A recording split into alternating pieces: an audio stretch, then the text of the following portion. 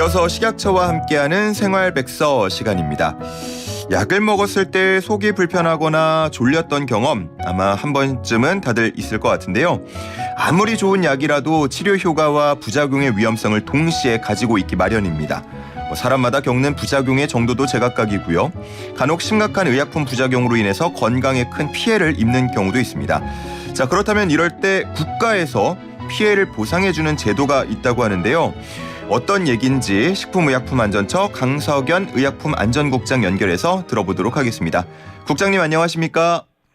네, 안녕하세요. 네. 강석연입니다. 반갑습니다. 자, 의약품 부작용 피해 구제 제도 소개 좀 부탁드립니다.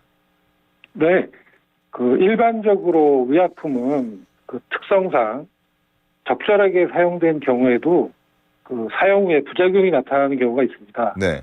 MC께서 말씀하신 대로 약을 먹고 졸리거나 입이 마르거나 하는 등 대부분의 부작용은 경미한 수준으로 쉽게 회복되지만 심한 경우에는 환자가 부작용으로 입원하거나 아주 드물게는 사망하게 되는 경우도 발생합니다. 예.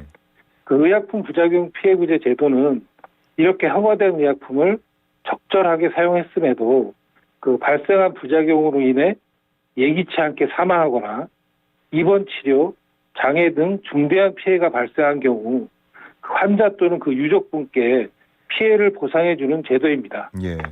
부작용이 없으면 더 좋겠지만 어쩔 수 없이 발생하는 이런 일부 부작용에 대해서 피해 보상이 적절히 이루어지는지도 궁금한데요. 보상 범위는 어떻게 되나요? 네, 크게 4가지에 대해 저희가 보상하고 있는데요. 의약품 부작용으로 사망한 경우에는 사망 보상금과 장례비, 장애가 생긴 경우에는 장애 보상금, 예. 입원 치료 시에는 소요되는 비용에 대해 진료비를 지급하고 있습니다. 예. 저희가 15년부터 작년 말까지 모두 795건에 대해서 약 128억 원의 보상금을 피해 환자나 유족에게 지급한 바가 있습니다. 예. 참고로 이러한 보상금의 재원은 의약품을 제조하는 제조회사가 공동으로 납부하는 부담금으로 마련하고 있습니다. 그렇군요.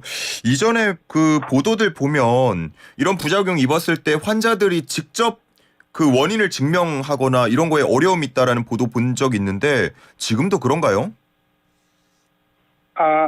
이전에는 환자분들이 직접 소송을 통해서 부작용 원인을 증명해야지만 보상을 받을 수가 있었습니다. 그러니까요. 예, 이러다 보니까 이제 기간도 오래 걸리고 보상받기도 쉽지가 않았습니다. 예. 그래서 지금은 저희 우리 식약처 산하에 한국의약품안전관리원이라는 기관이 있습니다. 이 기관에서는 피해 사실 조사나 의료 전문가 심의 등을 통해서 예. 부작용 피해를 본 환자를 대신해서 의약품 부작용과의 인과관계를 밝히고 보상을 해드리고 있어서 경험을 해본 많은 분들이 만족해하고 계십니다. 사례 같은 것도 하나 전해주시면 좋을 것 같아요. 네네. 사례를 한 가지 말씀드리면 지갑에 보통 신용카드나 신분증이 아닌 예. 의약품 부작용 카드를 반드시 넣고 다닌다고 자랑한 분이 기억에 남습니다. 의약품 부작용 카드가 뭔가요? 네, 의약품 부작용 카드라는 거는 피해 구제를 받으신 분들에게 부작용 재발을 방지하고자 부작용이 발생한 원인 의약품 등을 저희가 기재해서 발급해 드리고 있습니다. 예.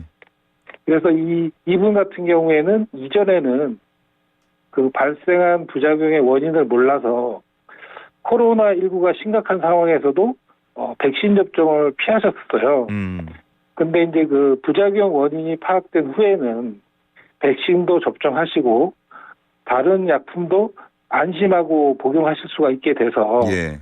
한국의약품안전관리원의 삶의 질을 높여줘서 감사하다는 편지를 직접 보내시기도 했습니다. 예, 뭔가 새로운 약을 먹거나 할 때 일일이 그걸 내가 설명하려고 그러면 어려운데 이 카드를 딱 보여주면 또 다른 부작용을 방지할 수 있을 것 같아서 상당히 좋을 것 같습니다. 네, 맞습니다. 예, 그러면 청취자분들께서 부작용 피해 구제 신청할 일이 생겼을 때 어떻게 해야 하는지 마지막으로 소개 부탁드립니다. 네, 알겠습니다. 그 의약품 부작용 피해 구제 신청은 조금 전에 말씀드린 것처럼 한국의약품안전관리원으로 하시면 됩니다. 그 부작용 피해를 입은 환자나 유족분들께서는 피해 구제 급여 지급 신청서라는 것이 있는데요. 이것과 진단서 등은 피해 사실을 확인할 수 있는 자료를 제출하시면 됩니다. 그 보다 자세한 상담을 원하시는 경우에는 한국의약품안전관리원 상담 전화 1644-6223 또는